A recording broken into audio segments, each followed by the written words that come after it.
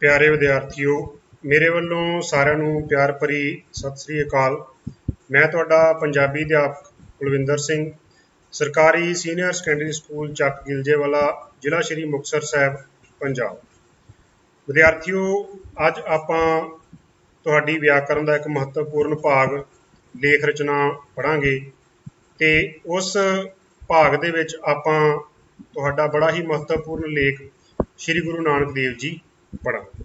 ਤਾਂ ਆਓ ਆਪਾਂ ਵਿਸ਼ੇ ਨੂੰ ਸ਼ੁਰੂ ਕਰਨ ਤੋਂ ਪਹਿਲਾਂ 3-4 ਅਜਿਹੇ ਪੁਆਇੰਟ ਦੇਖਦੇ ਹਾਂ ਜਿਨ੍ਹਾਂ ਨੂੰ ਧਿਆਨ ਵਿੱਚ ਰੱਖ ਕੇ ਤੁਸੀਂ ਇੱਕ ਵਧੀਆ ਲੇਖ ਦੀ ਰਚਨਾ ਕਰ ਸਕਦੇ ਹੋ।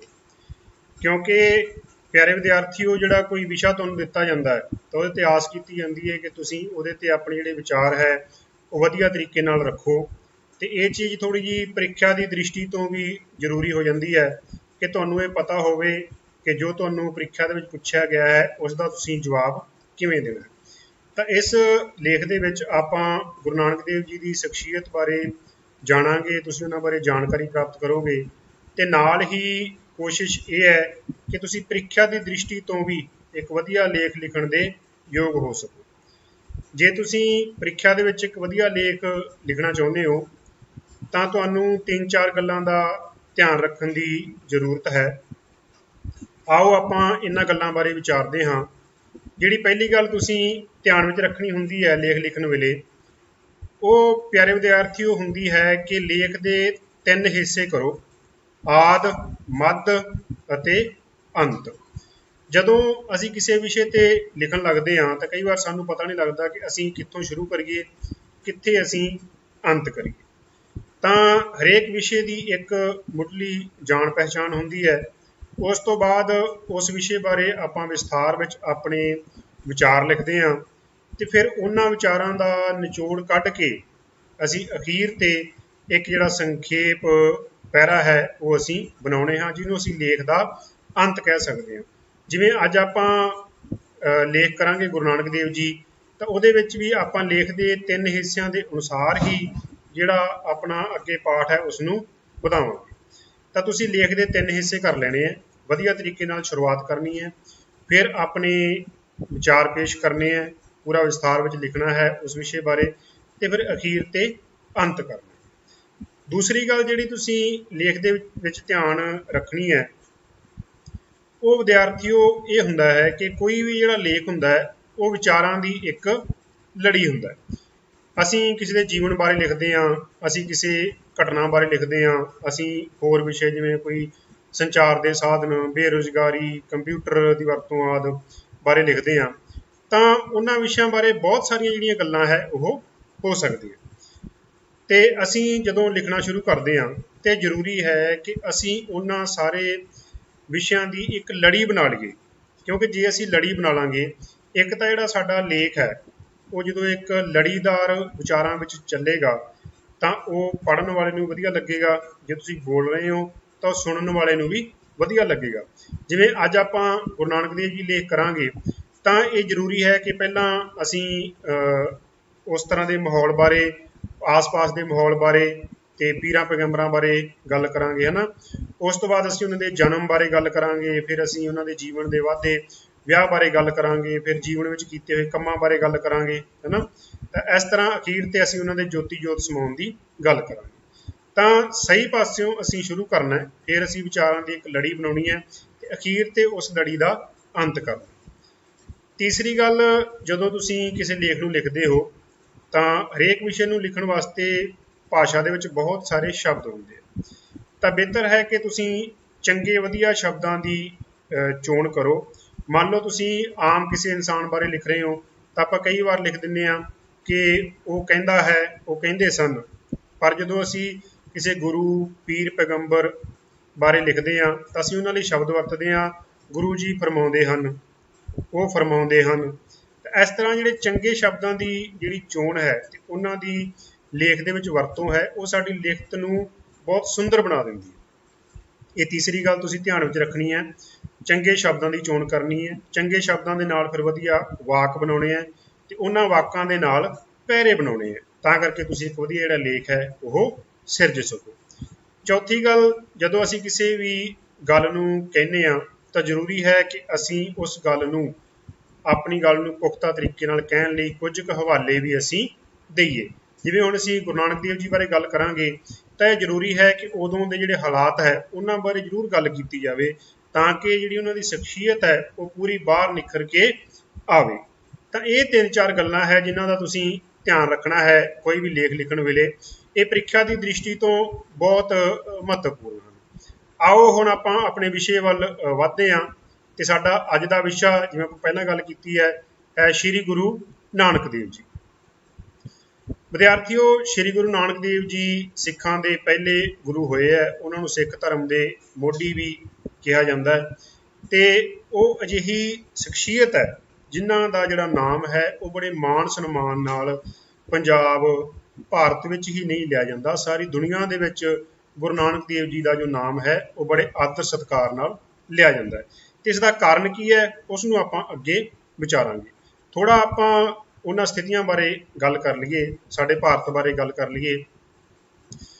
ਵਿਦਿਆਰਥੀਓ, ਭਾਰਤ ਰਿਸ਼ੀਆਂ ਮੁਨੀਆਂ ਗੁਰੂਆਂ ਸੰਤਾਂ ਭਗਤਾਂ ਦੀ ਧਰਤੀ ਹੈ। ਇੱਥੇ ਬਹੁਤ ਸਾਰੇ ਮਹਾਂਪੁਰਖ ਹੋਏ ਅਲੱਗ-ਅਲੱਗ ਧਰਮਾਂ ਦੇ, ਕਿਉਂਕਿ ਜਿਹੜਾ ਸਾਡਾ ਦੇਸ਼ ਹੈ ਇਹਦੇ ਵਿੱਚ ਬਹੁਤ ਸਾਰੇ ਧਰਮ ਹੈ। ਸਾਡਾ ਦੇਸ਼ ਇੱਕ ਬਹੁਤ ਵੱਡਾ ਲੋਕਤੰਤਰ ਹੈ ਤੇ ਇੱਥੇ ਸਭ ਇੱਕ ਨੂੰ ਆਗਿਆ ਹੈ ਕਿ ਉਹ ਆਪਣੇ ਧਰਮ ਨੂੰ ਮੰਨ ਸਕਦੇ ਹੈ, ਆਪਣੇ ਮਹਾਂਪੁਰਖਾਂ ਦੀ ਪੂਜਾ ਕਰ ਸਕਦੇ। ਤੇ ਉਸੇ ਤਰ੍ਹਾਂ ਇਸ ਧਰਤੀ ਤੇ ਫਿਰ ਬਹੁਤ ਸਾਰੇ ਰਿਸ਼ੀ ਮੁਨੀ ਹੋਏ ਹਰ ਧਰਮ ਦੇ ਵਿੱਚ। ਸਿੱਖ ਧਰਮ ਦੇ ਵਿੱਚ ਆਪਣੇ, ਹਿੰਦੂ ਧਰਮ ਦੇ ਵਿੱਚ ਆਪਣੇ, ਮੁਸਲਮਾਨ ਧਰਮ ਦੇ ਵਿੱਚ ਆਪਣੇ, ਬੁੱਧ ਜੈਨ ਧਰਮ ਜਿੰਨੇ ਵੀ ਹੋਏ ਆ ਸਾਰਿਆਂ ਦੇ ਵਿੱਚ ਆਪਣੇ ਆਪਣੇ ਗੁਰੂ ਪੀਰ ਹੋਏ ਆ, ਜਿਨ੍ਹਾਂ ਨੇ ਉਹਨਾਂ ਨੂੰ ਉਸ ਧਰਮ ਦੇ ਸ਼ਾਗਿਰਦਾਂ ਨੂੰ ਜੀਵਨ ਨੂੰ ਵਧੀਆ ਤਰੀਕੇ ਨਾਲ ਜਿਉਣ ਦੇ ਸੰਦੇਸ਼ ਦਿੱਤੇ। ਇਵੇਂ ਹੀ ਗੁਰੂ ਨਾਨਕ ਦੇਵ ਜੀ ਇਹਨਾਂ ਮਹਾਂਪੁਰਖਾਂ ਦੇ ਵਿੱਚੋਂ ਇੱਕ ਹੋਏ ਹੈ ਤੇ ਉਹਨਾਂ ਵਿੱਚ ਇਹਨਾਂ ਦਾ ਵਿਸ਼ੇਸ਼ ਸਥਾਨ ਹੈ। ਗੁਰੂ ਨਾਨਕ ਦੇਵ ਜੀ ਤੋਂ ਹੀ ਜਿਹੜਾ ਸਿੱਖ ਧਰਮ ਹੈ ਉਹਦਾ ਮੁੱਢ ਸਮਝਿਆ ਜਾਂਦਾ ਹੈ। ਉਹਦੀ ਜਿਹੜੀ ਜੜ ਸਿੱਖ ਧਰਮ ਦੀ ਉਹ ਗੁਰੂ ਨਾਨਕ ਦੇਵ ਜੀ ਦੀਆਂ ਸਿੱਖਿਆਵਾਂ ਨਾਲ ਹੀ ਲੱਗਦੀ ਹੈ। ਤੇ ਗੁਰੂ ਨਾਨਕ ਦੇਵ ਜੀ ਨੇ ਮਾਨਵਤਾ ਲਈ ਅਜਿਹੇ ਕਲਿਆਣਕਾਰੀ ਜਿਹੜੇ ਕੰਮ ਕੀਤੇ ਜਿਨ੍ਹਾਂ ਦੀ ਜਿਹੜੀ ਤੂਤੀ ਹੈ ਉਹ ਅੱਜ ਵੀ ਬੋਲਦੀ ਹੈ ਤੇ ਅੱਜ ਵੀ ਜਿਹੜਾ ਆਦਰ ਸਤਿਕਾਰ ਹੈ ਉਹਨਾਂ ਨੂੰ ਦਿੱਤਾ ਜਾਂਦਾ ਹੈ, ਇਹ ਸੋਚ ਕੇ ਕਿ ਇਸ ਦੀ ਸ਼ੁਰੂਆਤ ਜਿਹੜੀ ਹੈ ਉਹ ਗੁਰੂ ਨਾਨਕ ਦੇਵ ਜੀ ਨੇ ਕੀਤੀ ਸੀ। ਸਰਵ ਧਰਮ ਪ੍ਰਵਾਨਿਤ ਗੁਰੂ ਨਾਨਕ ਦੇਵ ਜੀ ਹਨ ਤੇ ਉਹਨਾਂ ਨੂੰ ਇਸੇ ਲਈ ਬਾਬਾ ਨਾਨਕ ਦੇ ਨਾਮ ਨਾਲ ਸਨਮਾਨਿਆ ਜਾਂਦਾ ਹੈ। ਉਹਨਾਂ ਨੇ ਸਾਂਝੀਵਾਲਤਾ ਦਾ ਸੰਦੇਸ਼ ਦਿੱਤਾ, ਭਾਈਚਾਰਕ ਏਕਤਾ ਦਾ ਸੰਦੇਸ਼ ਦਿੱਤਾ। ਇਹ ਉਸ ਸਮੇਂ ਬਹੁਤ ਜ਼ਰੂਰੀ ਸੀ ਪਿਆਰੇ ਬੱਚਿਓ, ਕਿਉਂਕਿ ਜਦੋਂ ਗੁਰੂ ਨਾਨਕ ਦੇਵ ਜੀ ਦਾ ਜਨਮ ਹੁੰਦਾ ਉਸ ਸਮੇਂ ਜਿਹੜੀ ਭਾਰਤ ਦੀ ਆਰਥਿਕ, ਰਾਜਨੀਤਿਕ ਤੇ ਸਮਾਜਿਕ ਸਥਿਤੀ ਸੀ ਉਹ ਬਹੁਤ ਜ਼ਿਆਦਾ ਡਗਮਗਾਈ ਹੋਈ ਸੀ, ਕਿਉਂਕਿ ਜਿਹੜੇ ਵਿਦੇਸ਼ੀ ਹਮਲਾਵਰ ਹੈ ਉਹਨਾਂ ਨੇ ਹਮਲੇ ਕਰ ਕਰਕੇ ਜਿਹੜਾ ਲੱਕ ਹੈ ਉਹ ਬਿਲਕੁਲ ਤੋੜ ਦਿੱਤਾ ਸੀ ਸਾਡੀ ਵਿਵਸਥਾ ਦਾ। ਤਾਂ ਉਦੋਂ ਗੁਰੂ ਜੀ ਨੇ ਜਿਹੜੀ ਆਵਾਜ਼ ਹੈ ਉਹ ਮਨੁੱਖਤਾ ਦੇ ਭਲੇ ਲਈ ਉਠਾਈ। ਉਹਨਾਂ ਨੇ ਜਿਹੜੇ ਇਹ ਕ੍ਰਾਂਤੀਕਾਰੀ ਜਿਹੜੇ ਬਦਲਾਅ ਹੈ ਉਹ ਕਰਕੇ ਦਿਖਾਏ। ਗੁਰੂ ਜੀ ਦੀ ਜਿਹੜੀ ਸ਼ਖਸੀਅਤ ਹੈ ਉਸ ਨੂੰ ਜੇ ਅਸੀਂ ਸਹੀ ਸ਼ਬਦਾਂ ਦੇ ਵਿੱਚ ਬਿਆਨ ਕਰਨਾ ਹੈ ਤਾਂ ਜ਼ਰੂਰੀ ਹੈ ਭਾਈ ਗੁਰਦਾਸ ਜੀ ਨੇ ਉਹਨਾਂ ਬਾਰੇ ਕੁਝ ਜਿਹੜੀਆਂ ਲਾਈਨਾਂ ਹੈ, ਜਿਹੜਾ ਸ਼ਬਦ ਹੈ ਉਸ ਦੀ ਰਚਨਾ ਕੀਤੀ ਹੈ। ਮਾੜਾ ਜਿਹਾ ਆਪਾਂ ਉਹਨੂੰ ਦੇਖ ਲਈਏ ਤਾਂ ਕਿ ਸਾਨੂੰ ਜਿਹੜੀ ਉਹਨਾਂ ਦੀ ਸ਼ਖਸੀਅਤ ਹੈ ਉਹ ਪੂਰੀ ਤਰ੍ਹਾਂ ਸਾਹਮਣੇ ਪ੍ਰਗਟ ਹੋ ਜਾਵੇ। ਭਾਈ ਗੁਰਦਾਸ ਜੀ ਗੁਰੂ ਨਾਨਕ ਦੇਵ ਜੀ ਦੀ ਸ਼ਖਸੀਅਤ ਬਾਰੇ ਲਿਖਦੇ ਹੈ, ਸਤਿਗੁਰ ਨਾਨਕ ਪ੍ਰਗਟਿਆ ਮਿਟੀ ਧੁੰਦ ਜਗ ਚਾਨਣ ਹੋਆ, ਜਿਉਂ ਕਰ ਸੂਰਜ ਨਿਕਲਿਆ ਤਾਰੇ ਛਪੇ ਅੰਧੇਰ ਪਲੋਆ, ਸਿੰਘ ਬੁੱਕੇ ਮਿਰਗਾਵਲੀ ਭੰਨੀ ਜਾਏ ਨਾ ਧੀਰ ਧਰੋਆ, ਜਿੱਥੇ ਬਾਬਾ ਪੈਰ ਧਰੈ ਪੂਜਾ ਆਸਣ ਥਾਪਣ ਸੋਆ। ਤਾਂ ਇਸ ਸ਼ਬਦ ਦੇ ਵਿੱਚ ਗੁਰੂ ਨਾਨਕ ਦੇਵ ਜੀ ਦੀ ਜਿਹੜੀ ਸਾਰੀ ਸ਼ਖਸੀਅਤ ਹੈ ਉਹ ਪ੍ਰਗਟ ਹੋ ਕੇ ਸਾਡੇ ਸਾਹਮਣੇ ਆਉਂਦੀ ਹੈ। ਚਾਰ ਛਪੇਰੇ ਜਿਹੜੀ ਅਰਾਜਕਤਾ ਹੈ ਉਹ ਫੈਲੀ ਹੋਈ ਸੀ ਤੇ ਗੁਰੂ ਨਾਨਕ ਦੇਵ ਜੀ ਦਾ ਪ੍ਰਕਾਸ਼ ਜਦੋਂ ਇਸ ਸੰਸਾਰ ਦੇ ਵਿੱਚ ਹੋਇਆ ਤਾਂ ਚਾਰ ਛਪੇਰੇ ਚਾਨਣ ਫੈਲ ਗਿਆ। ਚਾਨਣ ਤੋਂ ਭਾਵ ਪਿਆਰੇ ਵਿਦਿਆਰਥੀਓ ਕਿ ਜਿਹੜਾ ਅਗਿਆਨਤਾ ਦਾ ਹਨੇਰ ਹੈ ਉਹ ਮਿਟਣਾ ਸ਼ੁਰੂ ਹੋ ਗਿਆ ਤੇ ਇਸ ਤਰ੍ਹਾਂ ਮਿਟ ਗਿਆ ਜਿਵੇਂ ਸੂਰਜ ਨਿਕਲਣ ਤੋਂ ਬਾਅਦ ਜਿਹੜੀ ਰਾਤ ਹੈ ਉਹ ਚਲੀ ਜਾਂਦੀ ਹੈ, ਤਾਰੇ ਚੰਦ ਸਾਰੇ ਛਿਪ ਜਾਂਦੇ ਆ। ਜਿਵੇਂ ਜੰਗਲ ਦੇ ਵਿੱਚ ਸ਼ੇਰ ਮੁੱਕਦਾ ਹੈ ਤਾਂ ਜਿਹੜੇ ਸਾਰੇ ਦੂਜੇ ਜਾਨਵਰ ਹੁੰਦੇ ਆ ਉਹ ਜਾਨ ਬਚਾਉਣ ਲਈ ਭੱਜ ਲੈਂਦੇ ਆ। ਤਾਂ ਜਿਹੜੇ ਲੋਕ ਸਮਾਜ ਵਿੱਚ ਅਰਾਜਕਤਾ ਫੈਲਾ ਰਹੇ ਸੀ, ਅਗਿਆਨ ਦੇ ਹਨੇਰੇ ਨੂੰ ਫੈਲਾ ਰਹੇ ਸੀ, ਉਹ ਭੱਜਣੇ ਸ਼ੁਰੂ ਹੋ ਗਏ ਗੁਰੂ ਨਾਨਕ ਦੇਵ ਜੀ ਦੇ ਉਪਦੇਸ਼ਾਂ ਦੇ ਸਾਹਮਣੇ। ਤੇ ਜਿੱਥੇ ਗੁਰੂ ਨਾਨਕ ਦੇਵ ਜੀ ਨੇ ਆਪਣਾ ਪੈਰ ਪਾਇਆ ਉਹ ਥਾਂ ਹੀ ਪੂਜਣਯੋਗ ਹੋ ਗਈ। ਤਾਂ ਉਮੀਦ ਹੈ ਤੁਸੀਂ ਇਹ ਸ਼ਬਦ ਤੋਂ ਗੁਰੂ ਜੀ ਦੀ ਜਿਹੜੀ ਸਾਰੀ ਸ਼ਖਸੀਅਤ ਹੈ ਉਸ ਤੋਂ ਤੁਹਾਡੇ ਸਾਹਮਣੇ ਜ਼ਰੂਰ ਸਾਕਾਰ ਹੋਈ ਹੋਵੇਗੀ। ਆਓ ਪਿਆਰੇ ਵਿਦਿਆਰਥੀਓ, ਹੁਣ ਆਪਾਂ ਉਹਨਾਂ ਦੇ ਜੀਵਨ ਬਾਰੇ ਥੋੜ੍ਹਾ ਜਾਣਦੇ ਹਾਂ। ਜੇ ਆਪਾਂ ਉਹਨਾਂ ਦੇ ਜਨਮ ਤੇ ਮਾਤਾ ਪਿਤਾ ਦੀ ਗੱਲ ਕਰੀਏ ਤਾਂ ਉਹਨਾਂ ਦਾ ਜਨਮ 1469 ਈਸਵੀ ਵਿੱਚ ਰਾਏ ਭੋਜ ਦੀ ਤਲਵੰਡੀ, ਜਿਸ ਨੂੰ ਨਨਕਾਣਾ ਸਾਹਿਬ ਕਿਹਾ ਜਾਂਦਾ ਹੈ, ਵਿਖੇ ਹੋਇਆ। ਤੇ ਇਹ ਜਗ੍ਹਾ ਅੱਜ ਪਾਕਿਸਤਾਨ ਦੇ ਵਿੱਚ ਹੈ। ਉਹਨਾਂ ਦੇ ਮਾਤਾ ਜੀ ਦਾ ਨਾਮ ਮਾਤਾ ਤ੍ਰਿਪਤਾ ਜੀ ਸੀ ਤੇ ਉਹਨਾਂ ਦੇ ਪਿਤਾ ਜੀ ਦਾ ਨਾਮ ਮਹਿਤਾ ਕਾਲੂ ਜੀ ਸੀ ਤੇ ਉਹਨਾਂ ਦੇ ਪਿਤਾ ਜੀ ਪਿੰਡ ਦੇ ਪਟਵਾਰੀ ਸਨ। ਤੇ ਇਹ ਉਹਨਾਂ ਦੇ ਜਨਮ ਬਾਰੇ ਜਾਣਕਾਰੀ ਹੈ। ਆਓ ਹੁਣ ਆਪਾਂ ਉਹਨਾਂ ਦੇ ਜੀਵਨ ਬਾਰੇ ਜਿਹੜੀ ਅਗਲੀ ਜਾਣਕਾਰੀ ਹੈ ਉਸ ਨੂੰ ਪੜ੍ਹਦੇ ਹਾਂ। ਤੁਸੀਂ ਆਸੇ-ਪਾਸਿਓਂ ਜੀਵਨ ਵਿੱਚ ਵਿਚਰਦਿਆਂ ਗੁਰੂ ਨਾਨਕ ਦੇਵ ਜੀ ਬਾਰੇ ਜਿਹੜੀਆਂ ਕੁਝ ਸਾਖੀਆਂ ਹੈ ਉਹ ਜ਼ਰੂਰ ਸੁਣਦੇ ਹੋਵੋਗੇ, ਕਿਉਂਕਿ ਗੁਰੂ ਜੀ ਦੇ ਜੀਵਨ ਬਾਰੇ ਬਹੁਤ ਸਾਰੀਆਂ ਜਿਹੜੀਆਂ ਸਾਖੀਆਂ ਹੈ ਉਹ ਲਿਖੀਆਂ ਗਈਆਂ। ਜਿਵੇਂ ਆਪਾਂ ਪਹਿਲਾਂ ਗੱਲ ਕੀਤੀ ਕਿ ਗੁਰੂ ਨਾਨਕ ਦੇਵ ਜੀ ਦੇ ਜਨਮ ਨਾਲ ਜਿਹੜਾ ਸੰਸਾਰਕ ਢਾਂਚਾ ਸੀ, ਸਾਡੇ ਆਸੇ-ਪਾਸੇ ਦਾ ਢਾਂਚਾ ਸੀ, ਉਸ ਵਿੱਚ ਇੱਕ ਵੱਡਾ ਬਦਲਾਅ ਆਇਆ। ਗੁਰੂ ਨਾਨਕ ਦੇਵ ਜੀ ਦਾ ਜਿਹੜਾ ਜਨਮ ਹੈ ਪਿਆਰੇ ਵਿਦਿਆਰਥੀਓ, ਜਿਹੜਾ ਪ੍ਰਕਾਸ਼ ਹੈ, ਉਹ ਕੋਈ ਛੋਟੀ ਘਟਨਾ ਨਹੀਂ ਸੀ। ਇਹ ਜਿਹੜੀ ਘਟਨਾ ਹੈ ਇਹ ਯੁੱਗ ਪਲਟਾਊ ਸਾਬਤ ਹੋਈ, ਕਿਉਂਕਿ ਗੁਰੂ ਜੀ ਦੇ ਜਿਹੜੇ ਉਪਦੇਸ਼ ਹੈ ਉਹ ਸਿਰਫ ਉਸ ਸਮੇਂ ਦੇ ਵਿੱਚ ਹੀ ਨਹੀਂ, ਅੱਜ ਦੇ ਸਮੇਂ ਦੇ ਵਿੱਚ ਵੀ ਸਾਰਥਕ ਹਨ। ਤਾਂ ਉਹਨਾਂ ਦੇ ਜੀਵਨ ਤੋਂ ਪ੍ਰਭਾਵਿਤ ਹੋ ਕੇ ਬਹੁਤ ਸਾਰੀਆਂ ਜਿਹੜੀਆਂ ਸਾਖੀਆਂ, ਜਿਨ੍ਹਾਂ ਨੂੰ ਅਸੀਂ ਜਨਮ ਸਾਖੀਆਂ ਕਹਿ ਦਿੰਦੇ ਹਾਂ, ਗੁਰੂ ਜੀ ਬਾਰੇ ਲਿਖੀਆਂ ਗਈਆਂ। ਹਰ ਇੱਕ ਨੇ ਆਪਣੇ ਆਪਣੇ ਨਜ਼ਰੀਏ ਤੋਂ ਗੁਰੂ ਜੀ ਦੇ ਜੀਵਨ ਨੂੰ ਚਿਤਰਨ ਦੀ ਕੋਸ਼ਿਸ਼ ਕੀਤੀ ਤੇ ਉਹਨਾਂ ਨੇ ਕੋਸ਼ਿਸ਼ ਕੀਤੀ ਕਿ ਗੁਰੂ ਜੀ ਦੇ ਜੀਵਨ ਦੇ ਵੱਧ ਤੋਂ ਵੱਧ ਜਿਹੜੇ ਸਿਧਾਂਤ ਹੈ, ਵੱਧ ਤੋਂ ਵੱਧ ਉਹਨਾਂ ਦੇ ਜਿਹੜੇ ਕੰਮ ਹੈ, ਉਹਨਾਂ ਨੂੰ ਸਾਹਮਣੇ ਲਿਆ ਕੇ ਗੁਰੂ ਜੀ ਦੀ ਮਹਾਨਤਾ ਨੂੰ ਪ੍ਰਗਟ ਕੀਤਾ ਜਾ ਸਕੇ। ਤਾਂ ਬਹੁਤ ਸਾਰੀਆਂ ਜਿਹੜੀਆਂ ਸਾਖੀਆਂ ਹੈ ਤੁਸੀਂ ਆਪਣੇ ਵੱਡ ਵਡੇਰਿਆਂ, ਦਾਦੇ ਦਾਦੀਆਂ ਤੋਂ ਸੁਣਦੇ ਹੋਵੋਗੇ ਗੁਰੂ ਜੀ ਬਾਰੇ। ਇਹਨਾਂ ਵਿੱਚ ਬਹੁਤ ਸਾਰੀਆਂ ਜਨਮ ਸਾਖੀਆਂ ਪ੍ਰਚਲਿਤ ਹੈ, ਜਿਵੇਂ ਗੁਰੂ ਜੀ ਦੀ ਭੈਣ ਨਾਨਕੀ ਲਈ ਪਿਆਰ, ਮਾਤਾ ਤ੍ਰਿਪਤਾ ਜੀ ਦੀ ਜਿਹੜੀ ਮਮਤਾ ਹੈ ਉਹਦੇ ਬਾਰੇ ਚਰਚਾ, ਮਹਿਤਾ ਕਾਲੂ ਜੀ ਦਾ ਆਪਣੇ ਪੁੱਤਰ ਦੇ ਸਫਲ ਮੁੱਢਲੇ ਜੀਵਨ ਲਈ ਫਿਕਰ, ਉਹਦੇ ਬਾਰੇ ਚਰਚਾ। ਤਾਂ ਗੁਰੂ ਜੀ ਦੇ ਪਰਿਵਾਰਕ ਜੀਵਨ ਬਾਰੇ ਵੀ ਤੁਹਾਨੂੰ ਜਿਹੜੀ ਜਾਣਕਾਰੀ ਹੈ ਇਹਨਾਂ ਸਾਖੀਆਂ ਤੋਂ ਮਿਲਦੀ ਹੈ ਤੇ ਗੁਰੂ ਜੀ ਨੇ ਆਪਣੇ ਜੀਵਨ ਦੇ ਵਿੱਚ ਕੀ ਕੁਝ ਕੀਤਾ, ਕੀ ਉਪਦੇਸ਼ ਦਿੱਤੇ, ਕਿੱਥੇ ਕਿੱਥੇ ਗਏ, ਇਹਨਾਂ ਜਿਹੜੀਆਂ ਯਾਤਰਾਵਾਂ ਦੀ ਜਿਹੜੀ ਚਰਚਾ ਹੈ ਉਹ ਵੀ ਤੁਹਾਨੂੰ ਇਹਨਾਂ ਸਾਖੀਆਂ ਦੇ ਵਿੱਚ ਦੇਖਣ ਨੂੰ ਮਿਲੇਗੀ। ਇਸ ਤੋਂ ਇਲਾਵਾ ਜਿਹੜੀਆਂ ਇਹ ਸਾਖੀਆਂ ਹੈ ਉਹ ਗੁਰੂ ਜੀ ਦੇ ਸੁਭਾਅ ਨੂੰ ਵੀ ਪ੍ਰਗਟ ਕਰਦੀਆਂ।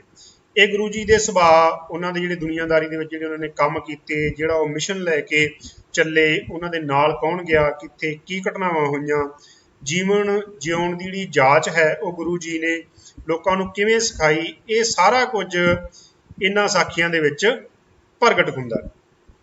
ਇਹਨਾਂ ਵਿੱਚੋਂ ਪਾਂਧੇ ਵਾਲੀ ਜਨਮ ਸਾਖੀ, ਮੱਝਾਂ ਚਾਰਨ ਵਾਲੀ ਸਾਖੀ, ਸੱਚਾ ਸੌਦਾ ਕਰਨ ਵਾਲੀ ਜਿਹੜੀ ਸਾਖੀ, ਜਨੇਊ ਬਾਰੇ ਜਿਹੜੀਆਂ ਸਾਖੀਆਂ ਹੈ ਇਹ ਤੁਸੀਂ ਆਮ ਹੀ ਸੁਣਦੇ ਹੋਵੋਗੇ। ਕੋਈ ਵੀ ਪ੍ਰਚਾਰਕ ਜਦੋਂ ਕਿਤੇ ਪ੍ਰਚਾਰ ਕਰਦੇ ਆ, ਧਰਮ ਦਾ ਗੱਲਬਾਤ ਕਰਦੇ ਆ ਗੁਰੂਆਂ ਬਾਰੇ, ਤਾਂ ਉਹ ਤੁਸੀਂ ਸੁਣਦੇ ਹੋ। ਤਾਂ ਇਸ ਤੋਂ ਅੱਗੇ ਜਿਹੜੀ ਆਪਾਂ ਚਰਚਾ ਕਰਨੀ ਹੈ ਉਹ ਹੈ ਗੁਰੂ ਜੀ ਦੇ ਵਿਆਹ ਤੇ ਉਹਨਾਂ ਦੀਆਂ ਉਦਾਸੀਆਂ ਬਾਰੇ। ਗੁਰੂ ਜੀ ਦਾ ਵਿਆਹ ਮਾਤਾ ਸੁਲੱਖਣੀ ਜੀ ਨਾਲ ਹੋਇਆ। ਉਹਨਾਂ ਦੇ ਘਰ 2 ਪੁੱਤਰ ਪੈਦਾ ਹੋਏ। ਗੁਰੂ ਜੀ ਨੇ ਆਪਣੀ ਜਵਾਨੀ ਵਿੱਚ ਸੁਲਤਾਨਪੁਰ ਲੋਧੀ ਵਿਖੇ ਮੋਦੀਖਾਨੇ ਵਿੱਚ ਨੌਕਰੀ ਕੀਤੀ, ਪਰ ਉਹ ਆਪਣਾ ਸਮਾਂ ਇਹਨਾਂ ਸਧਾਰਨ ਕੰਮਾਂ ਵਿੱਚ ਨਹੀਂ ਸਨ ਲਾਉਣਾ ਚਾਹੁੰਦੇ। ਇਸ ਲਈ ਨੌਕਰੀ ਛੱਡ ਕੇ ਉਹ ਸੱਚ ਦੀ ਖੋਜ ਤੇ ਉਸਦੇ ਪ੍ਰਚਾਰ ਲਈ ਯਾਤਰਾਵਾਂ ਤੇ ਨਿਕਲ ਗਏ। ਉਹਨਾਂ ਦੀਆਂ ਇਹਨਾਂ ਯਾਤਰਾਵਾਂ ਨੂੰ ਉਦਾਸੀਆਂ ਕਿਹਾ ਜਾਂਦਾ। ਪਿਆਰੇ ਵਿਦਿਆਰਥੀਓ, ਉਹਨਾਂ ਦਾ ਜਿਹੜਾ ਵਿਆਹ ਹੈ ਮਾਤਾ ਸੁਲੱਖਣੀ ਜੀ ਨਾਲ ਹੋਇਆ। ਤੇ ਉਦਾਸੀਆਂ ਸ਼ਬਦ ਗੁਰੂ ਜੀ ਦੀਆਂ ਯਾਤਰਾਵਾਂ ਲਈ ਵਰਤਿਆ ਜਾਂਦਾ ਹੈ। ਗੁਰੂ ਜੀ ਇਸ ਗੱਲ ਤੋਂ ਚੰਗੀ ਤਰ੍ਹਾਂ ਜਾਣੂ ਸਨ ਕਿ ਜਿਹੜਾ ਅਗਿਆਨ ਦਾ ਹਨੇਰ ਹੈ, ਜੇ ਇਹਨੂੰ ਮਿਟਾਉਣਾ ਹੈ, ਜਿਹੜਾ ਸੱਚ ਹੈ, ਜਿਹੜੀ ਸਿੱਖਿਆ ਹੈ, ਜੇ ਉਹਦਾ ਚਾਨਣ ਫੈਲਾਉਣਾ ਹੈ ਤਾਂ ਉਹਨਾਂ ਨੂੰ ਸੰਸਾਰ ਦੇ ਵਿੱਚ ਵਿਚਰਨਾ ਪਵੇਗਾ, ਯਾਤਰਾਵਾਂ ਕਰਨੀਆਂ ਪੈਣਗੀਆਂ। ਤਾਂ ਗੁਰੂ ਜੀ ਇਹਨਾਂ ਯਾਤਰਾਵਾਂ ਲਈ ਨਿਕਲ ਪਏ ਤੇ ਉਹਨਾਂ ਨੇ ਚਾਰੋਂ ਦਿਸ਼ਾਵਾਂ ਦੇ ਵਿੱਚ ਯਾਤਰਾਵਾਂ ਕੀਤੀਆਂ ਤੇ ਉਹਨਾਂ ਯਾਤਰਾਵਾਂ ਦੇ ਵਿੱਚ ਉਹਨਾਂ ਨੇ ਲੋਕਾਂ ਨੂੰ ਗਿਆਨ ਦਿੱਤਾ। ਨਾਲ ਨਾਲ ਉਹਨਾਂ ਨੇ ਲੋਕਾਂ ਨੂੰ ਪੜ੍ਹਨ ਲਿਖਣ ਦੀ ਜਿਹੜੀ ਸਿੱਖਿਆ ਹੈ ਉਹ ਦਿੱਤੀ, ਕਿਉਂਕਿ ਜਿੰਨਾ ਚਿਰ ਤੁਸੀਂ ਸਿੱਖਿਅਤ ਨਹੀਂ ਹੋਵੋਗੇ ਉਹਨਾਂ ਚਿਰ ਤੁਸੀਂ ਚੰਗੀਆਂ ਚੀਜ਼ਾਂ ਨਹੀਂ ਪੜ੍ਹ ਸਕਦੇ, ਚੰਗਾ ਗਿਆਨ ਤੁਸੀਂ ਪ੍ਰਾਪਤ ਨਹੀਂ ਕਰ ਸਕਦੇ। ਇਹਨਾਂ ਯਾਤਰਾਵਾਂ ਦੇ ਵਿੱਚ ਫਿਰ ਬਹੁਤ ਸਾਰੇ ਉਹਨਾਂ ਦੇ ਮੇਲ ਮਿਲਾਪ ਵੀ ਹੋਏ, ਜਿਹੜਾ ਤੁਹਾਨੂੰ ਆਮ ਗੱਲਾਂ ਜਿਹੜੀਆਂ ਜਨਮ ਸਾਖੀਆਂ ਦੇ ਵਿੱਚ ਤੁਹਾਨੂੰ ਮਿਲ ਜਾਂਦੀਆਂ। ਤਾਂ ਉਹਨਾਂ ਨੇ ਬਹੁਤ ਸਾਰੇ ਅਜਿਹੇ ਲੋਕ ਜਿਨ੍ਹਾਂ ਨੇ ਪਖੰਡ ਦੇ ਡੇਰੇ ਖੋਲ੍ਹੇ ਹੋਏ ਸੀ, ਆਪਦਾ ਉਹ ਨਾਮ ਚਲਾਉਂਦੇ ਸੀ ਤੇ ਭੋਲੇ ਭਾਲੇ ਲੋਕਾਂ ਦੀ ਜਿਹੜੀ ਲੁੱਟ ਆ ਉਹ ਕਰਦੇ ਸੀ। ਉਹਨਾਂ ਸਾਰਿਆਂ ਨੂੰ ਸੱਚ ਦੇ ਮਾਰਗ ਤੇ ਤੋਰਿਆ, ਸੱਚਾ ਉਪਦੇਸ਼ ਦਿੱਤਾ ਤੇ ਉਹ ਸਾਰੇ ਗੁਰੂ ਜੀ ਤੋਂ ਇੰਨਾ ਪ੍ਰਭਾਵਿਤ ਹੋਏ ਕਿ ਉਹ ਆਪਦੇ ਸਾਰੇ ਗਲਤ ਕੰਮਾਂ ਨੂੰ ਛੱਡ ਕੇ ਚੰਗੇ ਕੰਮਾਂ ਤੇ ਪੈ ਗਏ। ਇੱਥੇ ਮੋਦੀਖਾਨੇ ਦਾ ਜ਼ਿਕਰ ਆਇਆ। ਮੋਦੀਖਾਨਾ ਪਿਆਰੇ ਵਿਦਿਆਰਥੀਓ ਉਦੋਂ ਉਹ ਜਗ੍ਹਾ ਹੁੰਦੀ ਸੀ ਜਿੱਥੇ ਜਿਹੜੇ ਆਮ ਲੋਕ ਹੈ ਉਹਨਾਂ ਲਈ ਰਾਸ਼ਨ ਵੰਡਿਆ ਜਾਂਦਾ ਸੀ। ਜਿਹੜੇ ਸ਼ਾਸਕ ਸੀਗੇ ਉਹ ਇੱਕ ਜਗ੍ਹਾ ਤੇ ਅਨਾਜ ਦਾ ਭੰਡਾਰ ਕਰਦੇ ਸੀ, ਤਾਂ ਉਸ ਭੰਡਾਰ ਨੂੰ ਵੰਡਣ ਵਾਸਤੇ ਉਹ ਬਹੁਤ ਸਾਰੇ ਲੋਕਾਂ ਨੂੰ ਨੌਕਰੀਆਂ ਤੇ ਰੱਖਦੇ ਸੀ। ਤਾਂ ਗੁਰੂ ਜੀ ਨੇ ਮੋਦੀਖਾਨੇ ਦੇ ਵਿੱਚ ਨੌਕਰੀ ਕੀਤੀ। ਤਾਂ ਮੋਦੀਖਾਨੇ ਦਾ ਜਿਹੜਾ ਜ਼ਿਕਰ ਹੈ ਇਹ ਤੁਹਾਨੂੰ ਸਾਖੀਆਂ ਦੇ ਵਿੱਚ ਵੀ ਮਿਲੇਗਾ ਤੇ ਉਹਨਾਂ ਨੇ ਜੋ ਉੱਥੇ ਕੰਮ ਕੀਤੇ ਉਹਨਾਂ ਬਾਰੇ ਵੀ ਜ਼ਿਕਰ ਹੈ ਤੁਹਾਨੂੰ ਉਹ ਉੱਥੇ ਮਿਲੇਗਾ। ਜਦੋਂ ਉਹਨਾਂ ਨੇ ਉਦਾਸੀਆਂ ਦੀ ਆਪਾਂ ਗੱਲ ਕਰ ਰਹੇ ਸੀਗੇ ਕਿ ਜਦੋਂ ਉਹਨਾਂ ਨੇ ਕੁਝ ਕੁ ਉਦਾਸੀਆਂ ਕੀਤੀਆਂ, ਉਹਨਾਂ ਦੀਆਂ ਯਾਤਰਾਵਾਂ ਵੇਲੇ ਜਿਹੜੀਆਂ ਸਾਖੀਆਂ ਪ੍ਰਚਲਿਤ ਹੈ ਉਹਨਾਂ ਦੇ ਵਿੱਚ ਜਿਵੇਂ ਆਪਾਂ ਪਹਿਲਾਂ ਗੱਲ ਕੀਤੀ ਕਿ ਉਹਨਾਂ ਦੇ ਸੁਭਾਅ ਬਾਰੇ ਵੀ ਆਪਾਂ ਨੂੰ ਪਤਾ ਲੱਗੇਗਾ, ਉਹਨਾਂ ਨੇ ਜਿਹੜਾ ਗਿਆਨ ਫੈਲਾਇਆ ਉਹਦੇ ਬਾਰੇ ਵੀ ਪਤਾ ਲੱਗੇਗਾ। ਉਹਨਾਂ ਨੇ ਕਿਹੜੇ ਕਿਹੜੇ ਲੋਕਾਂ ਨੂੰ ਸੁਧਾਰਿਆ, ਸੱਚ ਦੇ ਮਾਰਗ ਤੇ ਪਾਇਆ, ਉਹਨਾਂ ਬਾਰੇ ਵੀ ਤੁਹਾਨੂੰ ਪਤਾ ਲੱਗੇਗਾ। ਜਿਹੜੀਆਂ ਆਮ ਪ੍ਰਚਲਿਤ ਜਿਹੜੀਆਂ ਸਾਖੀਆਂ ਹੈ ਤੁਸੀਂ ਆਪਦੀਆਂ ਕਿਤਾਬਾਂ ਵਿੱਚ ਵੀ ਪੜ੍ਹਦੇ ਹੋਵੋਗੇ।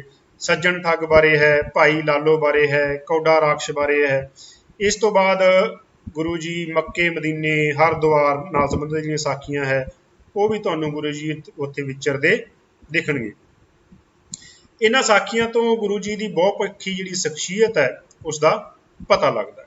ਬਹੁਪੱਖੀ ਸ਼ਖਸੀਅਤ ਤੋਂ ਭਾਵ ਪਿਆਰੇ ਵਿਦਿਆਰਥੀਓ, ਗੁਰੂ ਜੀ ਦਾ ਜਿਹੜਾ ਜੀਵਨ ਹੈ ਉਹ ਸੱਚ ਦੇ ਪੂਰਾ ਹੀ ਨੇੜੇ ਹੈ, ਬਿਲਕੁਲ ਸੱਚ ਦੇ ਵਿੱਚ ਉਹ ਵਿਚਰਦਾ ਹੈ, ਕਿਉਂਕਿ ਉਹਨਾਂ ਨੇ ਆਮ ਇਨਸਾਨ ਦੀ ਤਰ੍ਹਾਂ ਆਪਣਾ ਜਿਹੜਾ ਜੀਵਨ ਹੈ ਉਹ ਸ਼ੁਰੂ ਕੀਤਾ। ਉਹਨਾਂ ਨੇ ਵਿਆਹ ਕਰਵਾਇਆ, ਗ੍ਰਸਤੀ ਜੀਵਨ ਜਿਹੜਾ ਉਹਨਾਂ ਦਾ ਸ਼ੁਰੂ ਹੋਇਆ, ਉਹਨਾਂ ਦੇ ਘਰ ਬੱਚੇ ਹੋਏ।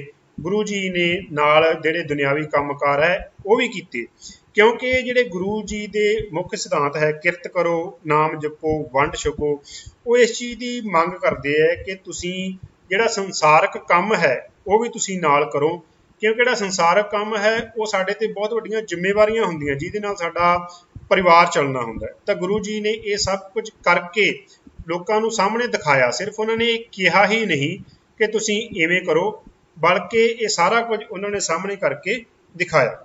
ਇਹ ਸਾਰਾ ਕੁਝ ਤੁਹਾਨੂੰ ਇਹਨਾਂ ਜਨਮ ਸਾਖੀਆਂ ਦੇ ਵਿੱਚ ਦੇਖਣ ਨੂੰ ਮਿਲੂਗਾ।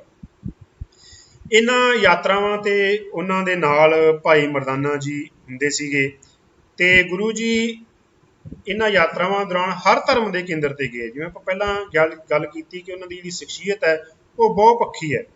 ਹਰ ਧਰਮ ਤੇ ਜਿਹੜੇ ਕੇਂਦਰ ਹੈ ਉਹ ਉੱਥੇ ਗਏ, ਸਿਰਫ ਇਹ ਦੇਖਣ ਲਈ ਕਿ ਉੱਥੇ ਕੀ ਉਪਦੇਸ਼ ਦਿੱਤਾ ਹੈ, ਕੀ ਚੱਲ ਰਿਹਾ। ਜਿੱਥੇ ਉਹਨਾਂ ਨੂੰ ਕੋਈ ਗੱਲ ਠੀਕ ਨਾ ਲੱਗਦੀ, ਗੁਰੂ ਜੀ ਉਸ ਗੱਲ ਦੀ ਵਿਚਾਰ ਚਰਚਾ ਉਹਨਾਂ ਨਾਲ ਕਰਦੇ। ਜਿਵੇਂ ਉਹਨਾਂ ਨੇ ਉਦੋਂ ਦੇ ਨਾਥਾਂ ਜੋਗੀਆਂ ਨਾਲ ਗੋਸ਼ਟਾਂ ਕੀਤੀਆਂ, ਮੱਕੇ ਮਦੀਨੇ ਜਾ ਕੇ ਵੀ ਉਹਨਾਂ ਨੇ ਗੱਲਬਾਤ ਕੀਤੀ। ਉਹਨਾਂ ਨੇ ਚੰਗੀਆਂ ਗੱਲਾਂ ਨੂੰ ਗ੍ਰਹਿਣ ਕੀਤਾ, ਮਾੜੀਆਂ ਗੱਲਾਂ ਪ੍ਰਤੀ ਉਹਨਾਂ ਨੇ ਜਿਹੜੇ ਆਪਣੇ ਵਿਚਾਰ ਹੈ ਉਹ ਖੁੱਲ੍ਹ ਕੇ ਦਿੱਤੇ, ਜਿੱਥੋਂ ਸਾਰਿਆਂ ਨੂੰ ਉਹਨਾਂ ਦਾ ਜਿਹੜਾ ਆਦਰ ਸਤਿਕਾਰ ਹੈ ਉਹ ਜਿਹੜੇ ਆਦਰ ਸਤਿਕਾਰ ਨਾਲ ਭਰ ਗਏ। ਉਹਨਾਂ ਦਾ ਜਿਹੜਾ ਗੱਲ ਕਰਨ ਦਾ ਲਹਿਜ਼ਾ ਸੀ ਉਹ ਬਹੁਤ ਵਧੀਆ ਸੀ। ਉਹਦਾ ਇੱਕ ਕਾਰਨ ਸੀ ਕਿ ਉਹਨਾਂ ਦਾ ਜਿਹੜਾ ਗਿਆਨ ਹੈ ਉਹ ਬਹੁਤ ਵਿਸ਼ਾਲ ਸੀ, ਕਿਉਂਕਿ ਜੇ ਅਸੀਂ ਵਧੀਆ ਤਰੀਕੇ ਨਾਲ ਕਿਸੇ ਨਾਲ ਗੱਲ ਕਰਨੀ ਚਾਹੁੰਦੇ ਹਾਂ ਤਾਂ ਜ਼ਰੂਰੀ ਹੈ ਕਿ ਸਾਡਾ ਜਿਹੜਾ ਗਿਆਨ ਹੈ ਉਹ ਪੂਰਾ ਹੋਵੇ ਤੇ ਨਾਲ ਨਾਲ ਅਸੀਂ ਤਰਕ ਦੇ ਆਧਾਰ ਤੇ ਗੱਲ ਕਰਨ ਦੇ ਕਾਬਲ ਹੋਈਏ। ਤਾਂ ਗੁਰੂ ਜੀ ਪੂਰੇ ਗਿਆਨਵਾਨ ਸੀ, ਉਹ ਕਿਸੇ ਨਾਲ ਕਿਸੇ ਬਹਿਸ ਵਸਾਈ ਦੇ ਵਿੱਚ ਨਹੀਂ ਪੈਂਦੇ ਸੀ, ਬਲਕਿ ਆਪਣੀ ਗੱਲ ਨੂੰ ਪੂਰੇ ਤਰਕ ਨਾਲ ਉਹ ਰੱਖਦੇ। ਤਾਂ ਇਵੇਂ ਹੀ ਜਿਹੜਾ ਯਾਤਰਾਵਾਂ ਦਾ ਸਿਲਸਿਲਾ ਹੈ ਉਹ ਚੱਲਦਾ ਰਿਹਾ। ਗੁਰੂ ਜੀ ਨੇ ਜਿਹੜੇ ਦੂਜੇ ਧਰਮ ਸੀਗੇ ਉਹਨਾਂ ਦੇ ਵਿੱਚ ਜੇ ਕੋਈ ਕਮੀਆਂ ਸੀ ਤਾਂ ਉਹਨਾਂ ਦਾ ਖੰਡਨ ਕੀਤਾ ਤੇ ਜਿਹੜੀਆਂ ਚੀਜ਼ਾਂ ਮਨੁੱਖਤਾ ਲਈ ਲਾਹੇਵੰਦ ਸੀ ਉਹਨਾਂ ਨੂੰ ਉਤਸ਼ਾਹਿਤ ਕੀਤਾ। ਤਾਂ ਆਮ ਲੋਕਾਂ ਦਾ ਭਲਾ ਹੀ ਉਹਨਾਂ ਦਾ ਜਿਹੜਾ ਉਪਦੇਸ਼ ਸੀ ਉਹ ਮੁੱਖ ਸੀ। ਪਿਆਰੇ ਵਿਦਿਆਰਥੀਓ, ਅੱਗੇ ਆਪਾਂ ਉਹਨਾਂ ਦੇ ਜੀਵਨ ਬਾਰੇ ਹੋਰ ਜਾਣਦੇ ਹਾਂ। ਗੁਰੂ ਜੀ ਨੂੰ ਇੱਕ ਜਿਹੜਾ ਮਹਾਨ ਸਮਾਜ ਸੁਧਾਰਕ ਹੈ ਉਸ ਦੇ ਤੌਰ ਤੇ ਜਾਣਿਆ ਜਾਂਦਾ। ਵਿਦਿਆਰਥੀਓ, ਜਦੋਂ ਗੁਰੂ ਜੀ ਦਾ ਜਨਮ ਹੋਇਆ ਉਦੋਂ ਜਿਹੜੀਆਂ ਸਥਿਤੀਆਂ ਹੈ ਉਹ ਬਹੁਤ ਮਾੜੀਆਂ ਸੀ। ਜਿਹੜੇ ਵਿਦੇਸ਼ੀ ਹਮਲਾਵਰ ਹੈ ਉਹ ਹਮਲੇ ਕਰ ਰਹੇ ਸੀ, ਲੁੱਟ ਰਹੇ ਸੀ। ਜਿਹੜੇ ਦਬੇ ਕੁਚਲੇ ਲੋਕ ਹੈ ਉਹਨਾਂ ਨਾਲ ਬੁਰਾ ਵਿਹਾਰ ਜਿਹੜਾ ਹੈ ਉਹ ਕੀਤਾ ਜਾ ਰਿਹਾ ਸੀ। ਤਾਂ ਗੁਰੂ ਜੀ ਨੇ ਇਹਨਾਂ ਸਾਰੀਆਂ ਚੀਜ਼ਾਂ ਦਾ ਵਿਰੋਧ ਕੀਤਾ। ਉਹਨਾਂ ਨੇ ਲੋਕਾਂ ਲਈ ਜਿਹੜਾ ਕਲਿਆਣਕਾਰੀ ਵਿਵਸਥਾ ਹੈ ਉਹਦਾ ਉਹਨਾਂ ਨੇ ਸਮਰਥਨ ਕੀਤਾ, ਤੇ ਜਿਹੜੇ ਮੌਕੇ ਦੇ ਹਾਕਮ ਸੀਗੇ ਉਹਨਾਂ ਨੂੰ ਆਪਣੇ ਜਿਹੜੇ ਇਤਰਾਜ਼ ਹੈ ਉਹ ਦਰਜ ਕਰਵਾਏ। ਉਹਨਾਂ ਦੀ ਜਿਹੜੀ ਬਾਣੀ ਹੈ ਜਪਜੀ ਸਾਹਿਬ ਆਸਾ ਦੀ ਵਾਰ ਰੋਜ਼ ਆਮ ਪੜ੍ਹੀਆਂ ਜਾਣ ਵਾਲੀਆਂ ਜਿਹੜੀਆਂ ਬਾਣੀਆਂ, ਜਦੋਂ ਗੁਰੂ ਜੀ ਬਾਣੀ ਉਚਾਰਦੇ ਤਾਂ ਭਾਈ ਮਰਦਾਨਾ ਜੀ ਜਿਹੜੇ ਹੈ ਉਹ ਰਬਾਬ ਵਜਾਉਂਦੇ ਸੀਗੇ, ਤੇ ਆਮ ਲੋਕ ਉਹਨਾਂ ਦੀ ਬਾਣੀ ਤੋਂ ਇੰਨਾ ਪ੍ਰਭਾਵਿਤ ਹੋਏ ਕਿ ਘਰ ਘਰ ਦੇ ਵਿੱਚ ਜਿਹੜੀ ਗੁਰੂ ਜੀ ਦੀ ਬਾਣੀ ਹੈ ਉਹ ਸੁਣੀ ਅਤੇ ਪੜ੍ਹੀ ਜਾਣ ਲੱਗੀ।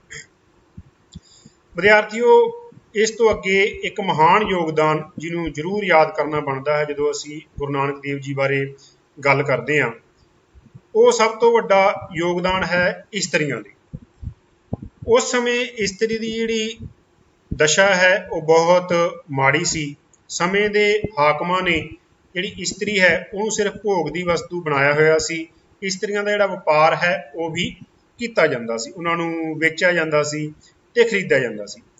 ਪਰ ਗੁਰੂ ਨਾਨਕ ਦੇਵ ਜੀ ਸੰਸਾਰ ਦੇ ਸਾਹਮਣੇ ਇਹ ਨਵਾਂ ਸਿਧਾਂਤ ਉਹਨਾਂ ਨੇ ਰੱਖਿਆ ਕਿ ਇਸਤਰੀ ਜਿਹੜੀ ਹੈ ਉਹਦੇ ਕਾਰਨ ਹੀ ਇਹ ਸੰਸਾਰ ਹੈ, ਕਿਉਂਕਿ ਜੇ ਇਸਤਰੀ ਨਾ ਹੋਵੇ ਤਾਂ ਇਹ ਸੰਸਾਰ ਪੈਦਾ ਨਹੀਂ ਹੋ ਸਕਦਾ। ਪਹਿਲਾਂ ਕਦੇ ਸੰਸਾਰ ਨੇ ਇਸ ਵੱਲ ਧਿਆਨ ਨਹੀਂ ਦਿੱਤਾ ਸੀ ਕਿ ਜਿਹੜੀ ਇਸਤਰੀ ਹੈ ਉਹ ਸੰਸਾਰ ਲਈ ਕਿੰਨੀ ਮਹੱਤਵਪੂਰਨ ਹੈ। ਤਾਂ ਗੁਰੂ ਜੀ ਨੇ ਇਸਤਰੀ ਦੇ ਹੱਕ ਵਿੱਚ ਆਵਾਜ਼ ਉਠਾਈ। ਉਹਨਾਂ ਨੇ ਸੰਸਾਰ ਨੂੰ ਦੱਸਿਆ ਕਿ ਜੇ ਇਸਤਰੀ ਹੈ ਇਸ ਨੂੰ ਅਸੀਂ ਖਤਮ ਕਰ ਦੇਵਾਂਗੇ ਤਾਂ ਜਿਹੜਾ ਸੰਸਾਰ ਹੈ ਉਹਦਾ ਵਾਧਾ ਰੁਕ ਜਾਵੇਗਾ। ਵੱਡੇ ਵੱਡੇ ਰਾਜੇ ਮਹਾਰਾਜਿਆਂ ਨੂੰ ਉਹਨਾਂ ਨੇ ਅਹਿਸਾਸ ਦਿਵਾਇਆ ਕਿ ਆਪਣੇ ਅਤੀਤ ਨੂੰ ਤੁਸੀਂ ਯਾਦ ਕਰਕੇ ਦੇਖੋ ਕਿ ਤੁਸੀਂ ਇਹ ਸੰਸਾਰ ਦੇ ਵਿੱਚ ਆਏ ਕਿਵੇਂ, ਤੁਸੀਂ ਇਹ ਸੰਸਾਰ ਦੇ ਵਿੱਚ ਆਏ ਕਿਵੇਂ। ਤਾਂ ਉਹ ਵੀ ਜਾਣ ਕੇ ਹੈਰਾਨ ਰਹਿ ਗਏ ਕਿ ਉਹਨਾਂ ਦੀ ਜਿਹੜੀ ਉਪਜ ਹੈ ਉਹ ਤਾਂ ਇਸਤਰੀ ਕਾਰਨ ਹੀ ਹੈ, ਤਾਂ ਫਿਰ ਅਸੀਂ ਇਸਤਰੀ ਦੀ ਜਿਹੜੀ ਇਹ ਦੁਰਦਸ਼ਾ ਅਸੀਂ ਕਿਉਂ ਕਰ ਰਹੇ ਹਾਂ। ਗੁਰੂ ਜੀ ਨੇ ਗੱਜ ਵੱਜ ਕੇ ਕਿਹਾ, ਭੰਡ ਜੰਮੀਏ ਭੰਡ ਨਿੰਮੀਏ, ਭੰਡੇ ਮੰਗਣ ਵਿਆਹ, ਭੰਡਾ ਹੋਵੇ ਦੋਸਤੀ, ਭੰਡਾ ਚੱਲੇ ਰਾਹ, ਭੰਡ ਮੂਆ ਭੰਡ ਭਾਲੀਏ, ਭੰਡੇ ਹੋਏ ਵਿਧਾਨ, ਸੋ ਕਿਉ ਮੰਦਾ ਆਖੀਏ, ਜਿੱਤ ਜੰਮੇ ਰਾਜਾ। ਇਸਤਰੀ ਤੋਂ ਹੀ ਜਿਹੜਾ ਮਨੁੱਖ ਹੈ, ਗੁਰੂ ਜੀ ਨੇ ਸਮਝਾਇਆ ਕਿ ਇਸਤਰੀ ਤੋਂ ਹੀ ਤੁਸੀਂ ਪੈਦਾ ਹੁੰਦੇ ਹੋ, ਤੇ ਇਸਤਰੀ ਨਾਲ ਜਿਹੜਾ ਤੁਹਾਡਾ ਜੀਵਨ ਹੈ ਉਹ ਚੱਲਦਾ ਹੈ। ਇਸਤਰੀ ਨਾਲ ਤੁਹਾਡੀ ਦੋਸਤੀ ਹੁੰਦੀ ਹੈ, ਇਸਤਰੀ ਨਾਲ ਹੀ ਤੁਹਾਡਾ ਵਿਆਹ ਹੁੰਦਾ ਹੈ। ਜੇ ਇਸਤਰੀ ਕਿਸੇ ਦੀ ਇਸਤਰੀ ਮਰ ਜਾਂਦੀ ਹੈ ਤਾਂ ਦੁਬਾਰਾ ਉਹਦੇ ਲਈ ਇਸਤਰੀ ਹੀ ਲੱਭੀ ਜਾਂਦੀ ਹੈ। ਤੇ ਜਿਵੇਂ ਆਪਾਂ ਪਹਿਲਾਂ ਗੱਲ ਕੀਤੀ, ਸੋ ਕਿਉ ਮੰਦਾ ਆਖੀਏ ਜਿੱਤ ਜੰਮੇ ਰਾਜਾਨ, ਕਿ ਤੁਸੀਂ ਉਸ ਇਸਤਰੀ ਦੀ ਇਹ ਦੁਰਦਸ਼ਾ ਕਿਉਂ ਕਰ ਰਹੇ ਹੋ ਜਿਸ ਨੇ ਇਹ ਸੰਸਾਰ ਦੇ ਰਾਜੇ ਮਹਾਰਾਜਿਆਂ ਨੂੰ ਜਨਮ ਦਿੱਤਾ ਹੈ। ਜਿਹੜੇ ਰਾਜੇ ਮਹਾਰਾਜੇ ਇਹ ਕਹਿ ਰਹੇ ਹੈ ਕਿ ਅਸੀਂ ਸੰਸਾਰ ਦੇ ਮਾਲਕ ਹਾਂ, ਅਸੀਂ ਸੰਸਾਰ ਚਲਾ ਰਹੇ ਹਾਂ, ਉਹ ਆਪਦੇ ਅਤੀਤ ਨੂੰ ਫਰੋਲ ਕੇ ਦੇਖਣ ਕਿ ਉਹ ਪੈਦਾ ਕਿਵੇਂ ਹੋਏ। ਤਾਂ ਇਸਤਰੀਆਂ ਲਈ ਉਹਨਾਂ ਦਾ ਬਹੁਤ ਵੱਡਾ ਜਿਹੜਾ ਯੋਗਦਾਨ ਹੈ ਗੁਰੂ ਜੀ ਨੇ ਉਹ ਦਿੱਤਾ ਹੈ। ਪਿਆਰੇ ਵਿਦਿਆਰਥੀ,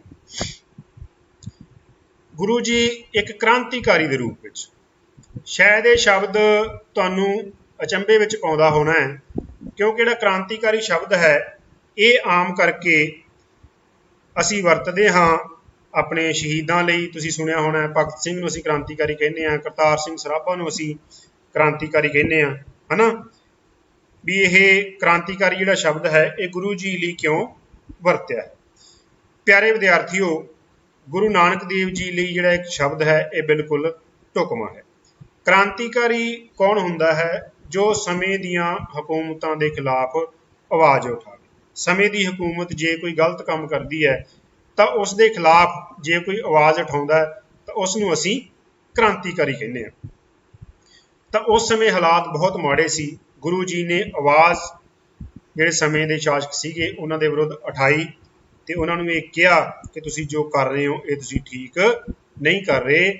ਗੁਰੂ ਜੀ ਨੇ ਉਸ ਸਮੇਂ ਦੀ ਦੁਰਦਸ਼ਾ ਨੂੰ ਬਿਆਨ ਕਰਦੇ ਹੋਏ ਬਾਬਰ ਨੂੰ ਜਾਬਰ ਕਿਹਾ। ਬਾਬਰ ਜਿਹੜਾ ਹੈ ਉਦੋਂ ਹਮਲੇ ਕਰ ਰਿਹਾ ਸੀ, ਆਪਦਾ ਸ਼ਾਸਨ ਚਲਾ ਰਿਹਾ ਸੀ, ਤਾਂ ਗੁਰੂ ਜੀ ਨੇ ਬਿਨਾਂ ਕਿਸੇ ਡਰ ਭੈ ਦੇ ਗੱਜ ਵੱਜ ਕੇ ਉਹਨਾਂ ਨੂੰ ਜਾਬਰ ਕਿਹਾ ਤੇ ਨਾਲ ਹੀ ਉਹਨਾਂ ਨੇ ਉਸ ਦੀ ਦੁਰਦਸ਼ਾ ਬਿਆਨ ਕੀਤੀ। ਜਿਨ ਸਿਰ ਸੋਹਣੀ ਪੱਟੀਆਂ ਮੰਗੇ ਪਾਏ ਸੰਦੂਰ, ਸੇ ਸਿਰ ਕਾਤੀ ਮੁੰਨੀਐ ਗਲ ਵਿੱਚ ਆਵੈ ਧੂੜ। ਕੇ ਜੋ ਦੁਰਦਸ਼ਾ ਉਦੋਂ ਕੀਤੀ ਜਾ ਰਹੀ ਸੀ, ਜਿਹੜੀਆਂ ਇਸਤਰੀਆਂ ਉਹਨਾਂ ਦੇ ਜਿਹੜੇ ਸਿਰ ਹੈ ਉਹ ਮੁੰਨੇ ਜਾ ਰਹੇ ਸੀ, ਜਿਨ੍ਹਾਂ ਦੀਆਂ ਮਾਂਗਾਂ ਦੇ ਵਿੱਚ ਜਿਨ੍ਹਾਂ ਦੇ ਸੰਦੂਰ ਭਰੇ ਹੋਏ ਸੀ, ਜਿਨ੍ਹਾਂ ਦੇ ਵਿਆਹ ਹੋਏ ਸੀ, ਉਹਨਾਂ ਨੂੰ ਇਹ ਦੁਰਦਸ਼ਾ ਉਹਨਾਂ ਦੀ ਕੀਤੀ ਜਾ ਰਹੀ ਸੀ।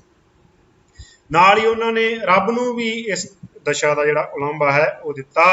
ਗੁਰੂ ਜੀ ਲਿਖਦੇ ਹੈ, ਖੁਰਾਸਾਨ ਖਸਮਾਨਾ ਕੀਆ ਹਿੰਦੁਸਤਾਨ ਡਰਾਇਆ, ਆਪੇ ਦੋਸ਼ ਨਾ ਦੇਈ ਕਰਤਾ, ਜਮ ਕਰ ਮੁਗਲ ਚੜਾਇਆ, ਏਤੀ ਮਾਰ ਪਈ ਕਰਲਾਣੇ, ਤੈਂ ਕੀ ਦਰਦ ਨਾ ਆਇਆ। ਉਹਨਾਂ ਨੇ ਰੱਬ ਨੂੰ ਵੀ ਉਲੰਭਾ ਦਿੰਦੇ ਹੋਏ ਕਿਹਾ ਕਿ ਜਿਹੜੇ ਬਾਬਰ ਵਰਗੇ ਜਾਬਰ ਹੈ ਉਹ ਸੰਸਾਰ ਦੇ ਉੱਪਰ ਚੜ ਕੇ ਆ ਰਹੇ ਹੈ, ਉਹਨਾਂ ਨੇ ਜਿਹੜੀ ਦੁਰਦਸ਼ਾ ਹੈ ਉਹ ਕਰ ਦਿੱਤੀ ਹੈ ਇਹਨਾਂ ਮੁਗਲਾਂ ਨੇ ਇਸ ਸੰਸਾਰ ਦੀ। ਜਿਹੜੇ ਆਮ ਲੋਕ ਹੈ ਉਹਨਾਂ ਤੇ ਇੰਨੀ ਮਾਰ ਪੈ ਰਹੀ ਹੈ ਤਾਂ ਉਹਨਾਂ ਨੇ ਰੱਬ ਨੂੰ ਉਲੰਭਾ ਦਿੱਤੇ ਹੋਏ ਕਿਹਾ ਕਿ ਇੰਨੀ ਮਾਰ ਤੇ ਵੀ ਤੈਨੂੰ ਜਿਹੜਾ ਲੋਕਾਂ ਦਾ ਦਰਦ ਹੈ ਉਹ ਕਿਉਂ ਨਹੀਂ ਆਇਆ। ਵਿਦਿਆਰਥੀਓ, ਗੁਰੂ ਜੀ ਨੇ ਬਹੁਤ ਸਾਰੀ ਜਿਹੜੀ ਬਾਣੀ ਹੈ ਉਸ ਦੀ ਰਚਨਾ ਕੀਤੀ ਹੈ ਤੇ ਉਹਨਾਂ ਦੀ ਜਿਹੜੀ ਬਾਣੀ ਹੈ ਉਹ ਗੁਰੂ ਗ੍ਰੰਥ ਸਾਹਿਬ ਦੇ ਵਿੱਚ ਦਰਜ ਹੈ। ਉਹਨਾਂ ਦੀ ਬਾਣੀ ਦੇ ਵਿੱਚ ਉਹਨਾਂ ਨੇ ਜਿਹੜਾ ਰੱਬ ਦਾ ਸਰੂਪ ਪੇਸ਼ ਕੀਤਾ ਹੈ ਉਹ ਕਿਰਪਾਲੂ ਤੇ ਦਿਆਲੂ ਦੇ ਰੂਪ ਵਿੱਚ ਕੀਤਾ ਹੈ ਕਿ ਬੜਾ ਕਿਰਪਾਲੂ ਹੈ, ਦਿਆਲੂ ਹੈ ਤੇ ਮਨੁੱਖ ਦਾ ਕਲਿਆਣ ਕਰਨ ਵਾਲਾ ਹੈ। ਉਹਨਾਂ ਦੀ ਜੇ ਆਪਾਂ ਬਾਣੀ ਦੀ ਗੱਲ ਕਰੀਏ ਤਾਂ ਉਹਨਾਂ ਨੇ ਜਾਪ, ਜਿਹਨੂੰ ਆਪਾਂ ਜਪਜੀ ਸਾਹਿਬ ਕਹਿ ਦਿੰਦੇ ਹਾਂ, ਜਾਪ, ਸਿੱਧ ਗੋਸ਼ਟ, ਆਸਾ ਦੀ ਵਾਰ, ਸ਼ਬਦ, ਸ਼ਲੋਕ, ਕਾਫੀਆਂ, ਸ਼ੰਤ, 12ਵਾਂ ਆਦਿ ਜਿਹੜੀਆਂ ਬਾਣੀਆਂ ਹੈ ਉਹਨਾਂ ਨੇ ਰਚੀਆਂ। ਉਹਨਾਂ ਨੇ ਪਰਮਾਤਮਾ ਦਾ ਜਿਹੜਾ ਸਰੂਪ ਹੈ ਕਿਰਪਾਲੂ ਦਇਆਲੂ ਪੇਸ਼ ਕਰਨ ਦੇ ਨਾਲ ਨਾਲ ਉਸ ਸਮੇਂ ਜਿਹੜੇ ਪਸਰੇ ਅਨਿਆਂ, ਜ਼ੁਲਮ, ਪਖੰਡ ਸੀਗੇ ਉਹਨਾਂ ਦਾ ਵੀ ਵਿਰੋਧ ਕੀਤਾ।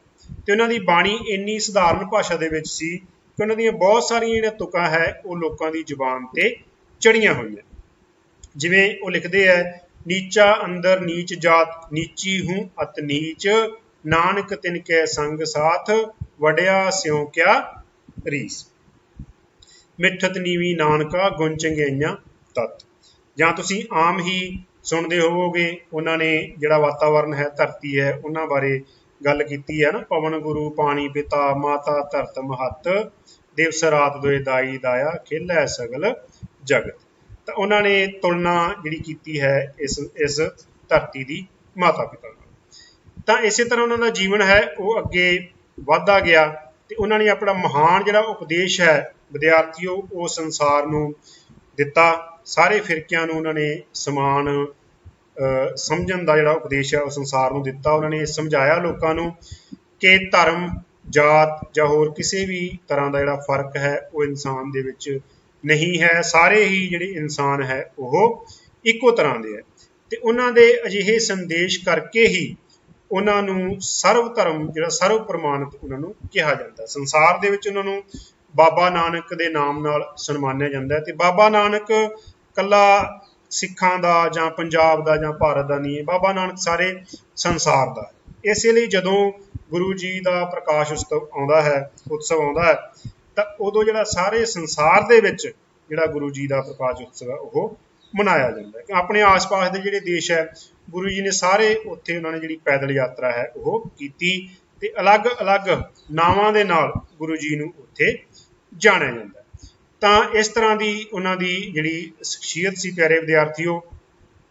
ਅੰਤਮ ਸਮਾਂ ਜਿਵੇਂ ਆਪਾਂ ਪਹਿਲਾਂ ਵੀ ਗੱਲ ਕੀਤੀ ਕਿ ਉਹਨਾਂ ਨੇ ਜਿਹੜਾ ਪ੍ਰੈਕਟੀਕਲ ਜੀਵਨ ਹੈ ਉਹ ਦੁਨੀਆ ਦੇ ਸਾਹਮਣੇ ਜਿਉਂ ਕੇ ਦਿਖਾਇਆ ਤੇ ਆਪਣੇ ਅੰਤਮ ਸਮੇਂ ਦੇ ਵਿੱਚ ਉਹ ਖੇਤੀ ਉਹਨਾਂ ਨੇ ਕੀਤੀ ਸ਼੍ਰੀ ਕਰਤਾਰਪੁਰ ਸਾਹਿਬ ਦੇ ਵਿੱਚ। ਉਹ ਯਾਤਰਾਵਾਂ ਦੇ ਵਿੱਚ ਤਿੱਬਤ, ਲੰਕਾ, ਮੱਕਾ, ਬਗਦਾਦ, ਕੰਧਾਰ, ਕਾਬਲ, ਈਰਾਨ, ਬਲੋਚਿਸਤਾਨ ਆਦਿ ਪਿਆਰੇ ਵਿਦਿਆਰਥੀਓ ਉਹ ਗਏ ਤੇ ਅਖੀਰ ਉਹ ਕਰਤਾਰਪੁਰ ਆ ਕੇ ਠਹਿਰ ਗਏ। ਕਰਤਾਰਪੁਰ ਦਾ ਲਾਂਘਾ ਜਿਹੜਾ ਹੈ ਤੁਸੀਂ ਪਿੱਛੇ ਜੇ ਸੁਣਿਆ ਹੋਣਾ ਹੈ ਕਿ ਭਾਰਤ ਸਰਕਾਰ ਵੱਲੋਂ ਖੋਲ੍ਹਿਆ ਗਿਆ ਤਾਂ ਕਿ ਜਿਹੜੇ ਸਾਡੇ ਲੋਕ ਹੈ ਉਹ ਗੁਰੂ ਜੀ ਦਾ ਜਿਹੜਾ ਸਥਾਨ ਹੈ ਉਹ ਦੇਖ ਸਕਣ। ਤੇ ਇੱਥੇ ਹੀ ਉਹਨਾਂ ਨੇ ਜਿਹੜੀ ਜੋਤੀ ਜੋਤ ਹੈ 1539 ਈਸਵੀ ਦੇ ਵਿੱਚ ਜੋ ਜੋਤੀ ਜੋਤ ਸਮਾ ਗਏ। ਹੱਥਾਂ ਹੀ ਖੇਤੀ ਕਰਕੇ ਉਹਨਾਂ ਨੇ ਲੋਕਾਂ ਨੂੰ ਉਪਦੇਸ਼ ਦਿੱਤਾ ਕਿ ਕਿਰਤ ਕਰੋ, ਨਾਮ ਜਪੋ ਤੇ ਵੰਡ ਛਕੋ। ਤੇ ਆਪਣੇ ਜੋਤੀ ਜੋਤ ਸਮਾਉਣ ਤੋਂ ਪਹਿਲਾਂ ਉਹ ਜਿਹੜੀ ਆਪਣੀ ਗੁਰਗੱਦੀ ਹੈ ਉਹ ਭਾਈ ਲਹਿਣਾ ਜੀ ਨੂੰ ਦੇ ਗਏ ਤੇ ਭਾਈ ਲਹਿਣਾ ਜੀ ਉਸ ਤੋਂ ਬਾਅਦ ਸਿੱਖਾਂ ਦੇ ਦੂਸਰੇ ਗੁਰੂ ਅੰਗਦ ਦੇਵ ਜੀ ਦੇ ਨਾਮ ਨਾਲ ਜਾਣੇ ਗਏ। ਤਾਂ ਪਿਆਰੇ ਵਿਦਿਆਰਥੀਓ ਇਹ ਸੀ ਲੇਖ ਸ਼੍ਰੀ ਗੁਰੂ ਨਾਨਕ ਦੇਵ ਜੀ। ਉਮੀਦ ਹੈ ਤੁਸੀਂ ਸਾਰਿਆਂ ਨੇ ਧਿਆਨ ਨਾਲ ਸੁਣਿਆ ਹੋਵੇਗਾ ਤੇ ਗੁਰੂ ਜੀ ਦੇ ਉਪਦੇਸ਼ਾਂ ਨੂੰ ਜ਼ਰੂਰ ਤੁਸੀਂ ਆਪਦੇ ਜੀਵਨ ਦੇ ਵਿੱਚ ਗ੍ਰਹਿਣ ਕਰਨ ਦੀ ਕੋਸ਼ਿਸ਼ ਕਰੋਗੇ। ਮੇਰੇ ਵੱਲੋਂ ਸਾਰੇ ਹੀ ਵਿਦਿਆਰਥੀਆਂ ਦਾ ਬਹੁਤ ਬਹੁਤ ਧੰਨਵਾਦ।